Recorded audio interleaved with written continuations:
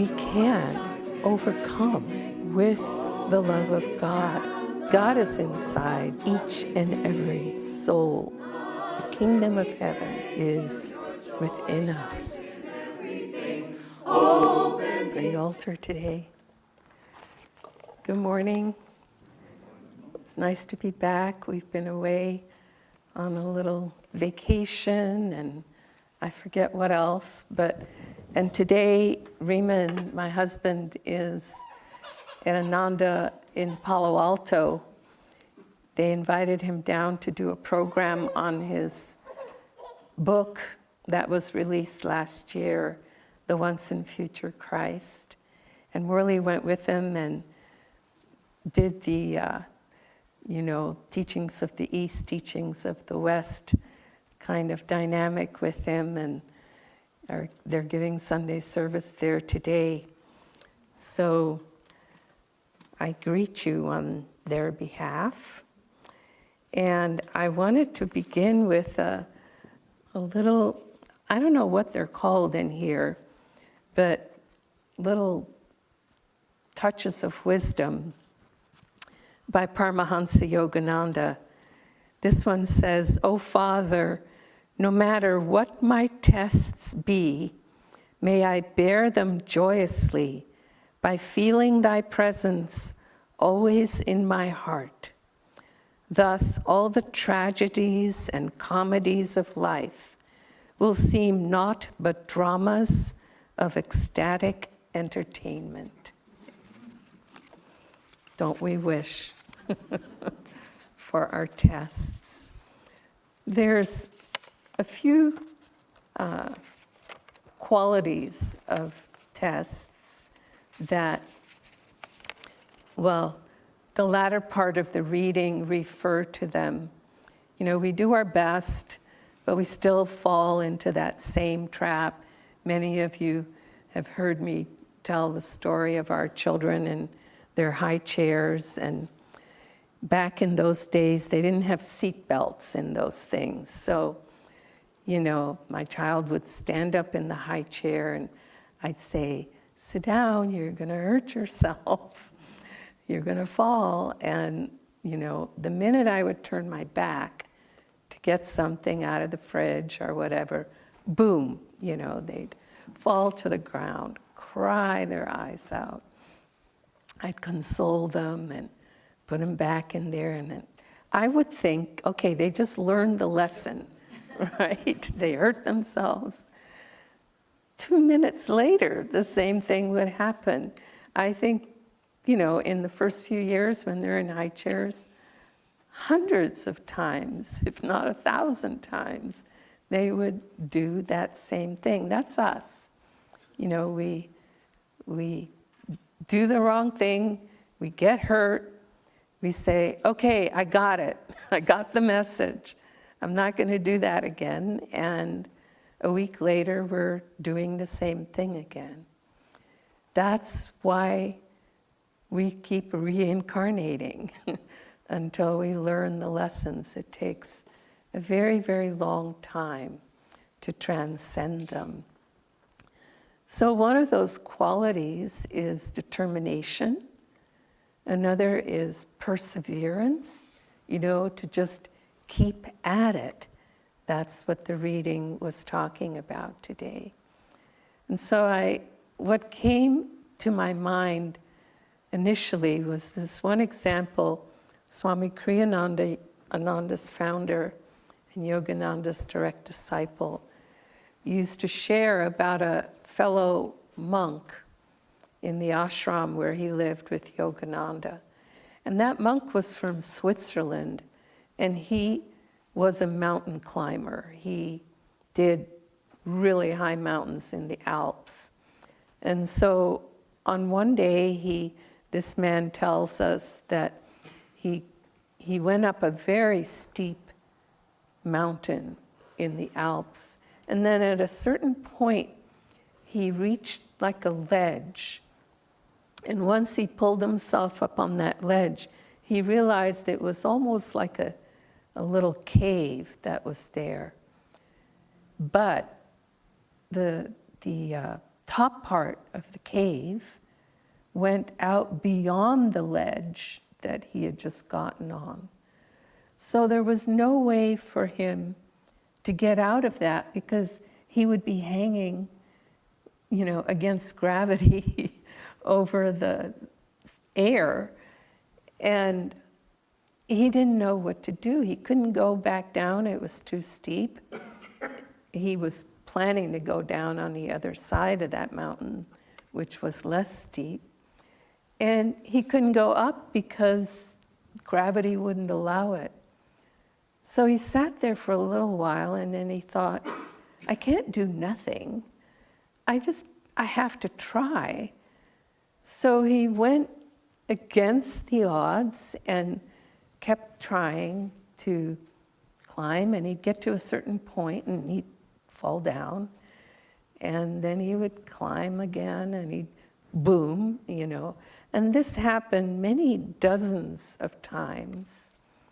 And he just felt like that was all he could do. So he did it again, and then on this one time when he did it, he said he got to that upside down place, and he felt as if a hand holding him against the mountain, just long enough for him to flip over the edge of the top part and get up beyond that area and have the ability to climb up the rest of the mountain.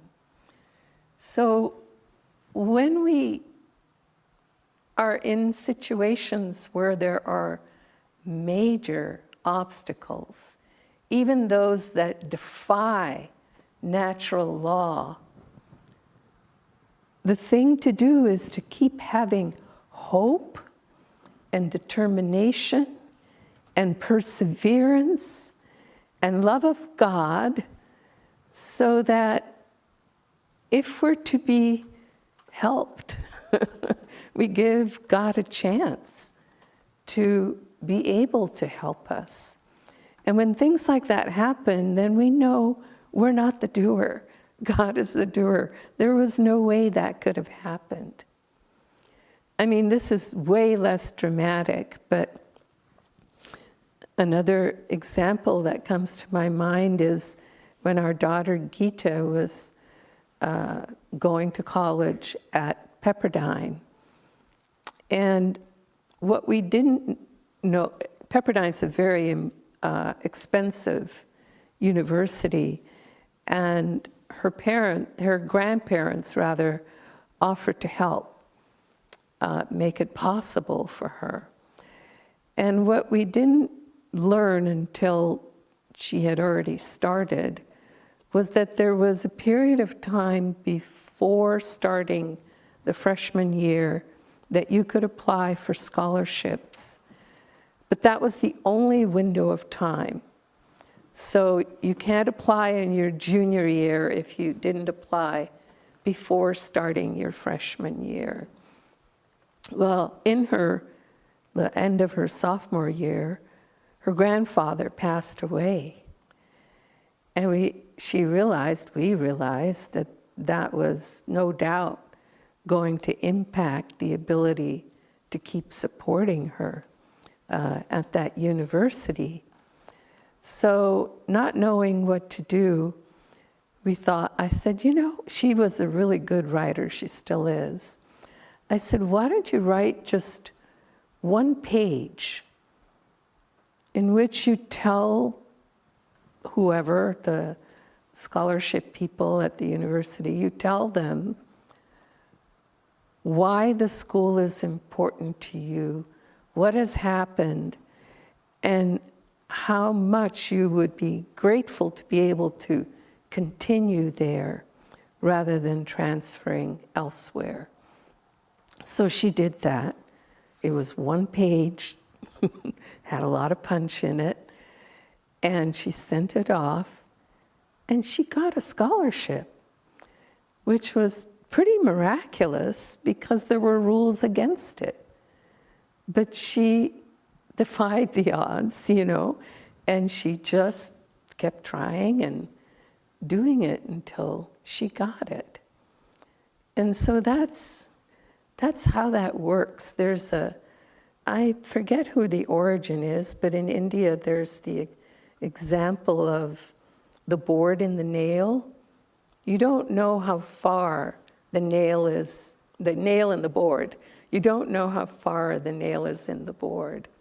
But if you're trying to get the nail out of the board, you just keep trying, because you never know how far it is in the board. It could be just a tiny little bit, and with the next pull, it will come out.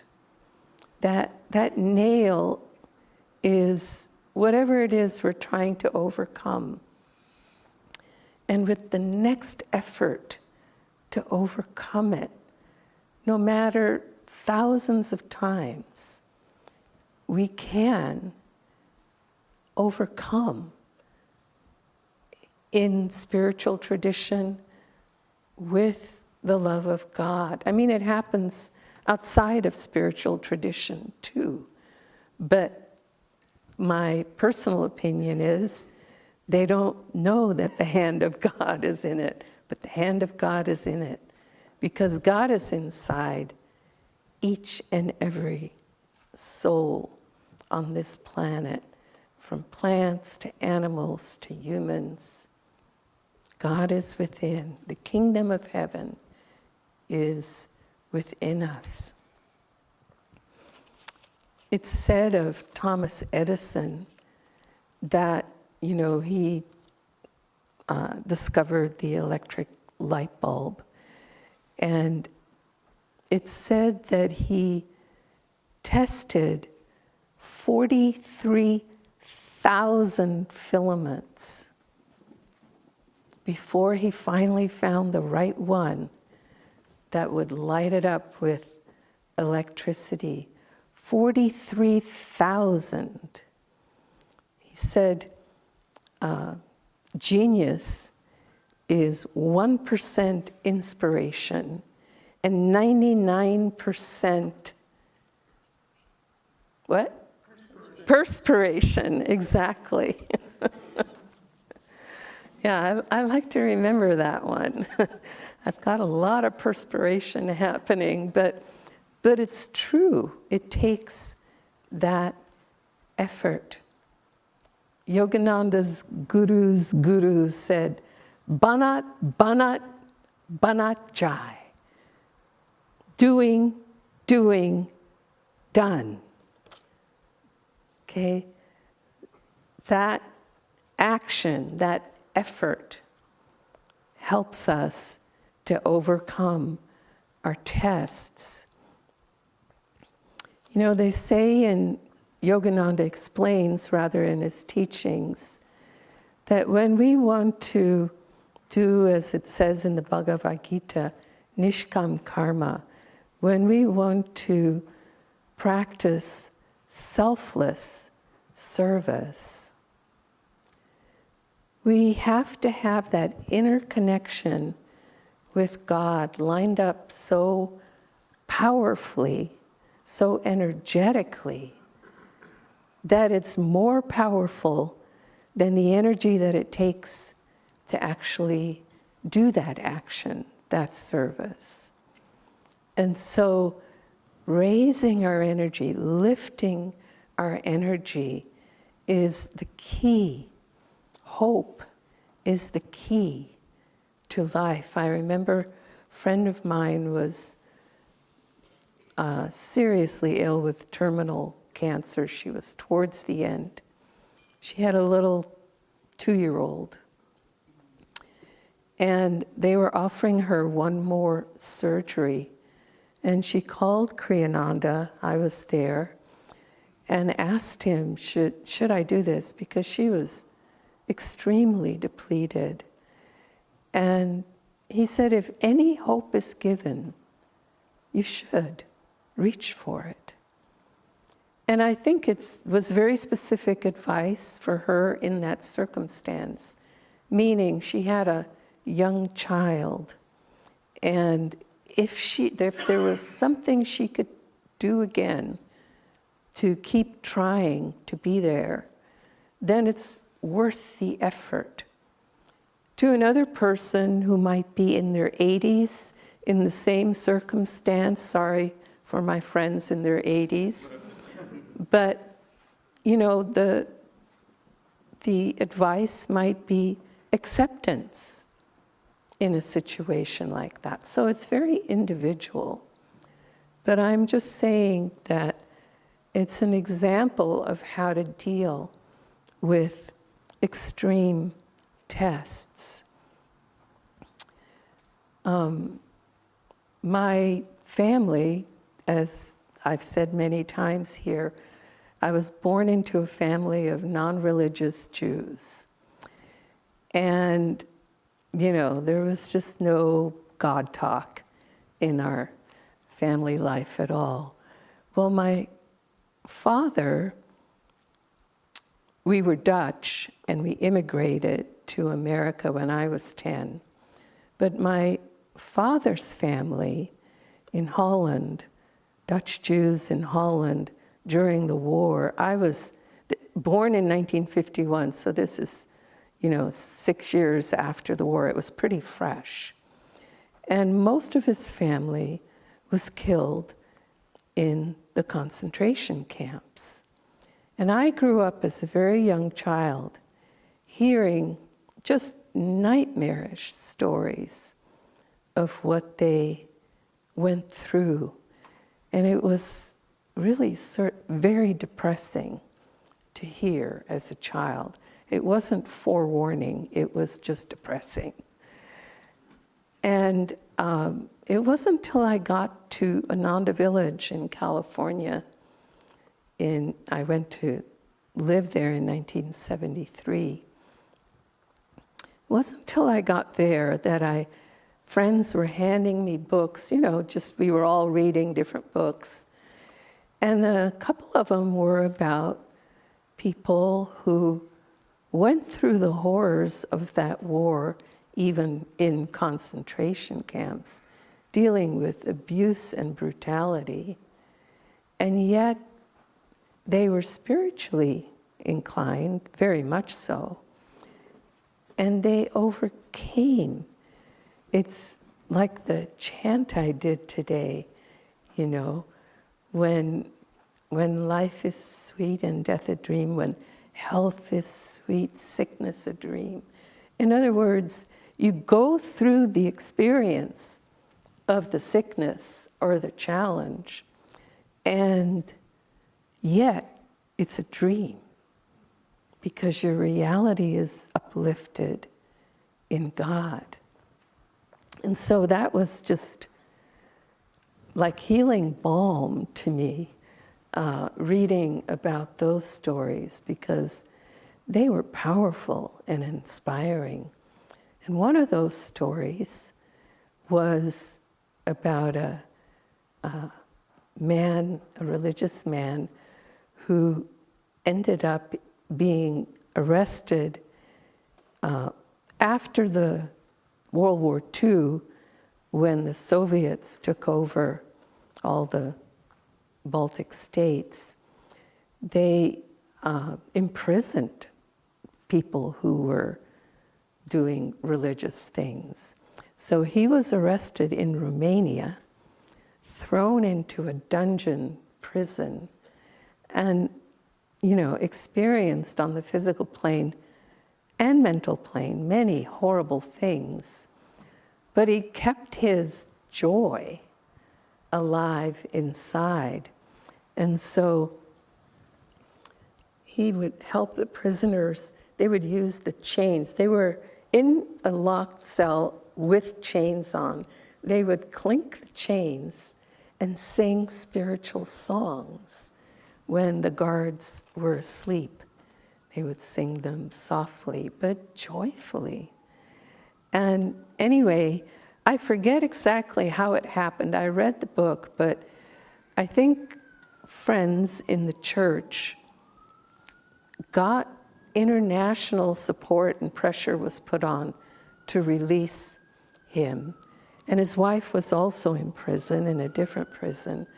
So they were both going around talking about God and inspiring people with the hope of their story. Well, they came to speak in Grass Valley, California, in a church, which is right near Ananda Village. And about 20 of us went. It was the mid-70s. Swami Kriyananda went as well. And it was just mesmerizingly uplifting to hear them speak, because they didn't speak about the horrors, except to lay out a few examples, but mainly they spoke about their love for God, and it was powerful. So there are some people, and Yogananda said this too, there were some people who, through the horrors of World War II, became sanctified. They became saintly. So 6 million were killed. It was probably a handful who became saintly. But those are our options in each test that we face. The other day I watched a movie. Reman's away, so I get to watch movies. And many of you might have seen it. It's called The First Man, and it's about Neil Armstrong, the first man to set foot on the moon. Well, there was a lot of testing, literally, that went on before he could take that flight. And the physical extremes that astronauts have to go through in order to go on those rare flights is incredible. I mean, it's beyond belief, and only very few can endure it. So what I'm saying here is that we get a lot of little tests throughout the day, throughout life, and we have to work at meeting those tests so that when the big tests come, we have the energy. And what happened to him is the last test before the moon flight, something went wrong. He was in outer space with Aldrin, the other astronaut, and they were supposed to let go of another capsule and then get back and find it and re-hook up with it. It was, a test of something they would have to do in the real flight. Well, at the point that they let go, the capsule they were in just started shaking incredibly, so much and so intensely that the scientists back at the station said, they're going to pass out. And if they passed out, and they knew this, if they passed out and they lost that other capsule and couldn't get back together, they couldn't get back home. They'd be lost. So this intense shaking was happening. And Aldrin passed out. And Neil Armstrong forced himself with every ounce of energy that he had to stay awake and alert, like the reading, the affirmations said this morning, and to reach over in front of the other guy and push a couple of buttons that had to be pushed in order to bring the situation under control.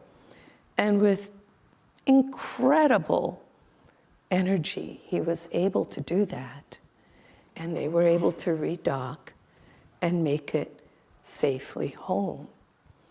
See, the tests leading up to the big test, they're important because we use our energy at those times. And each time we know that without drawing on God within, we'd be lost. It magnifies our efforts and our energy, just like our friend who made it through the Alps. So I want to just close with that thought and say, let's do it. Life flows on like a river that homes to the sea.